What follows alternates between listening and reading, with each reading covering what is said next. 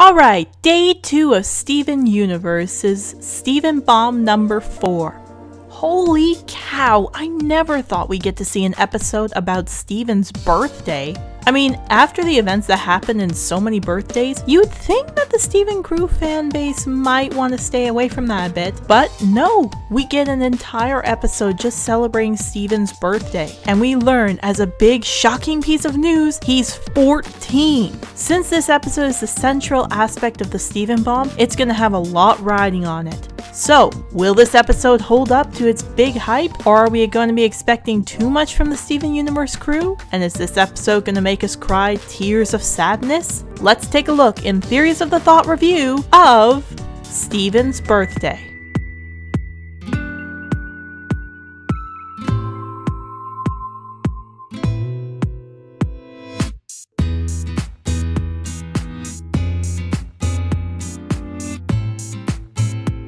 So this episode starts off with Steven and the Gems prepping up for the birthday party that will be happening in the evening. Steven is unsure if they should really be partying at this time since there is the whole cluster gem issue, but Garnet explains that they need to have time to celebrate.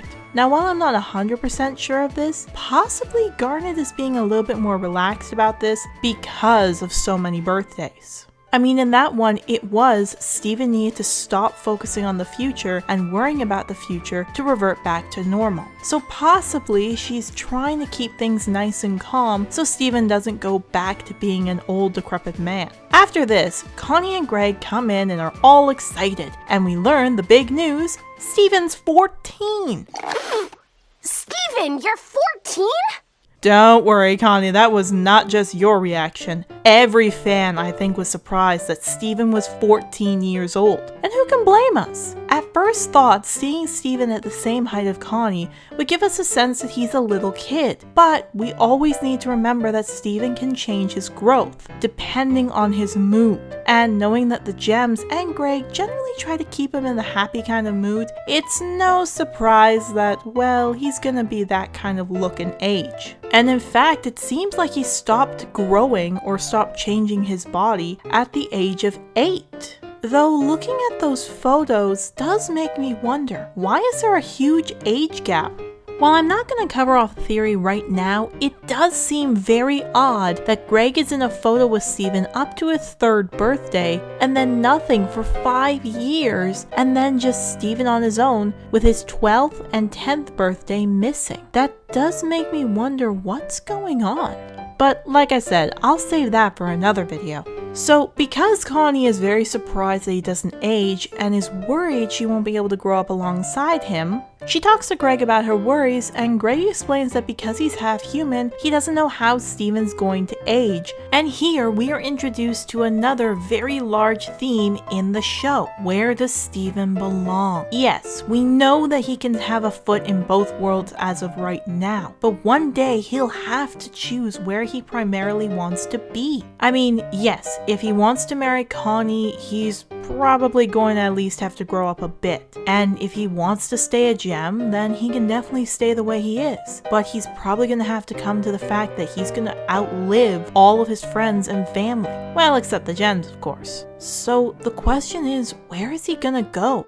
Anyway, I'm sure they're going to cross that bridge when it comes to it, but it does still bring up an issue whenever Connie and Greg go human beings. Because as we can see, Steven doesn't feel fully human, but he also doesn't feel fully Gem. So, who knows? Anyway, Steven then goes off and decides to help prep with the party, and Amethyst shows him a new trick, stretching his limbs to make himself seem bigger to reach items. She does explain that you can't hold this form very long, which is a good callback to Reformed. It's nice to know that not only Steven, but the other Gems, especially Amethyst, have grown since the first time we saw them. Anyway, Greg comes shortly after and tells Steven to put on his birthday suit as they have a surprise for him. However, it's soon learned that even the others are the only ones that have a little surprise. Surprise! Wow. Oh my! Huh? Well, looks like little Steven has evolved into teenage Steven. Be prepared for hormones, acne, and back talk. Nah, this isn't him really changing his age. It just looks like he's morphed his limbs a bit and possibly aged his voice box. but nothing else. And unlike last time, it appears that the gems just go along with it. I guess either they've come to understand that Steven has grown and are just playing along with him, or the fact that they do kind of understand what's going on and they figure just to stay calm and monitor him. I think Garnet is indeed more understanding of this than the others, because she seems to be the one that takes charge in this situation, but let's just see how it keeps going. And just before we get to the next scene, quick side note, red and blue candles. Was this seriously gonna be Ruby and Sapphire holding the cake? That would be adorable, but seriously? Anywho, the next scene involves Connie giving Steven a gift, which was a shirt. Except because of the growth spurt, it doesn't exactly fit him. But Steven, being Steven, still appreciates the gift. Anyway, up next on the agenda for the party planning list is badminton. Not my first choice for a kid's game, but who cares? Pearl and Connie act amazingly together, and it's clear that they've bonded since their time in doing sword training. And during the game, after a little too hard of a hit from Amethyst, Pearl gives ever powerful wisdom.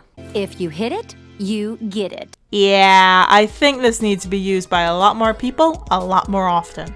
And of course, Steven is still Steven, as he is courteous and genteel. And of course, Connie isn't helping much either to try and lessen the cute meter here. Seriously, if we had like an elixir of them, I think it would be called the elixir of adorableness. But not all is happy on the birthday, as we see that Steven's body is trying to revert back to its shape, calling back to what Amethyst explained, that they couldn't keep this form very long. In fact, this is probably really painful on Steven. Jeez. In this case, it's kind of like putty. You can stretch putty out or plastics out a lot, but soon, if you don't put it back together, it stays like that. Of course, Steven doesn't learn this lesson and goes back to doing it, resulting in the poor fella looking pretty uncomfortable. Up next on the party planning list is dancing, and everybody's showing off some pretty awesome moves. And might I add, it is fun to see that little fourth wall being broken there with the Estelle cover. For those who don't know, this was a cover that Estelle did, just reworded a bit and a bit of the graphics changed up.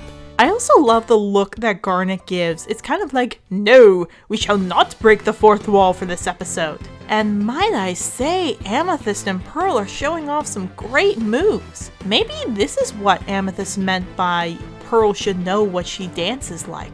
Anyway, back to Connie and Steven. They're both dancing as best they can. However, Steven does seem like he's having a lot of trouble. And I can't imagine why, with you trying to keep that form. Seriously, buddy, you gotta think about priorities here.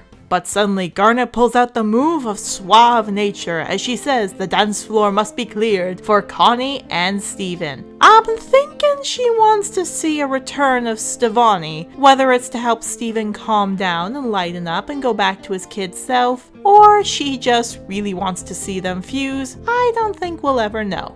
And I mean, Garnet's not even trying to be subtle with this dancing. Seriously, slow music? You couldn't pick something upbeat here? Nah, you're not trying to hook him up at all? Nah. Seriously, I think if the gems were actual humans, I think Garnet would be that kind of mom that makes it her sole purpose in getting Steven to just do everything he could to impress Connie and go on a date. Seriously, I think that's what would happen. And of course, Connie and Steven talk a bit, and it is evident that he is struggling to keep up with this form. And of course, Steven has to take a break to try and just adjust his form. And while he thinks he is a master of cleverness, he doesn't realize that Greg and Amethyst are right there. And of course, when Amethyst realizes what Steven has done, she gets furious, and there's no wonder why. As she explains, this could really hurt Steven. And above all else, while she is a fun, while she likes to kick back and relax, she does want to make sure Steven's okay. Even Greg tries to give him some advice, but Steven is too stubborn and temperamental to try and listen to them. And so, he collects himself and goes back to see Connie in his still stretched out form. The two sit on a grassy hill and finish up the evening with some stargazing. However, while Connie is having a lot of fun, Steven, as Connie explains, looks sick. And of course, when Steven explains there's nothing wrong, Connie explains that she's relieved that she can actually grow up with Steven. Which, while that's a cute note that Connie's basically saying, I want to marry you, it's also tying back to the fact that Steven is going to have to decide where he wants to go. After hearing this and realizing he's going to have to do this all the time, I guess the stress gets to him as he starts to glow. And holy cow, this is it. I mean, the last time this was it and he broke, he got older, and no doubt this is going to become even worse. Oh, please don't tell me we're going to get another tear. Wait, what? Why is he...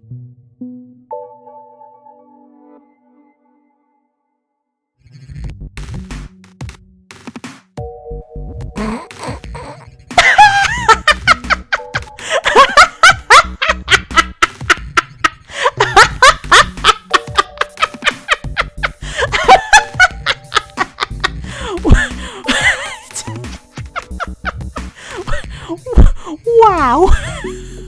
Wow. Here I was thinking that I was gonna have to get a tissue box ready for crying my eyes out, but this? Oh, karma does work in so many ways. Yes. Steven doesn't go back to being an adult. He actually goes back to being a baby. And the gems try everything when they find out that Steven is a baby. Amethyst tries to talk sternly to him, and this fails. Pearl's too freaked out to hold him, and Garnet does... I'm thinking that's supposed to be a funny face, but it kinda looks a bit scary to a baby, no doubt. So then Greg swoops in and does his best to take care of the baby, even explaining that he was the one that raised Steven as a baby and not the gems. That's another interesting point to go into, considering those missing pictures at the beginning, but we'll look at that later. Greg explains as well that he's surprised that the car ride and music isn't working, as that's what always used to help calm down Steven. He offers to take Connie home, but she explains she wants to be there for Steven. And this, I think, is the crowning achievement of adorableness for these two. By Connie doing this, she's not just saying that she is going to help Steven, she's saying that no matter what Steven chooses, she's gonna be there for him. She even does a little speech explaining this, that no matter what Steven chooses or who he is, she's going to be there with him because she wants to hang out. Anyway, the next morning, Connie wakes up to find Steven's shirt on the ground, except no Steven. She starts to think that he's become a tiny cell, a zygote specifically, and suddenly she runs out, crying her eyes out, and sees Steven in the shirt. They hug, and Steven and Connie talk about how they're happy to have each other. So, what did I think of the episode? Actually, I thought it was a pretty darn good episode, except for one or two things. First off, I was a little confused as why Amethyst didn't tell Garnet what was going on, and why the other gems weren't freaking out.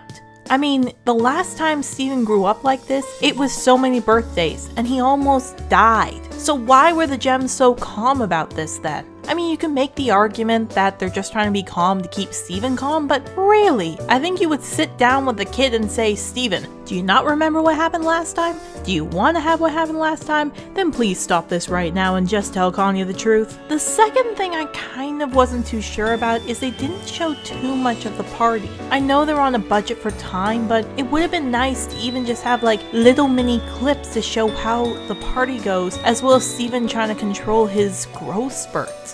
Kind of like in Giant Woman when they're going up the mountainside and they're just showing little clips. No real talking in it except for the song. It would have been nice to see something like that to show just how he's doing with the whole keep the secret part. However, those points don't exactly muck up the episode. I still liked it, I would still watch it again, and it's still enjoyable as a great episode. So, how am I going to rate this episode? Let's start off with story. I would say that story gets a 4 out of 5. I would say characters and the continuity with those character actions would get a 3 out of 5. I say that art and backgrounds and animations would get a 4 out of 5. And I say themes would get a 5 out of 5. Meaning that the second episode in the Steven Bomb, Steven's birthday, gets a total of 16 out of 20. Well done, Steven Universe. That's it for this episode.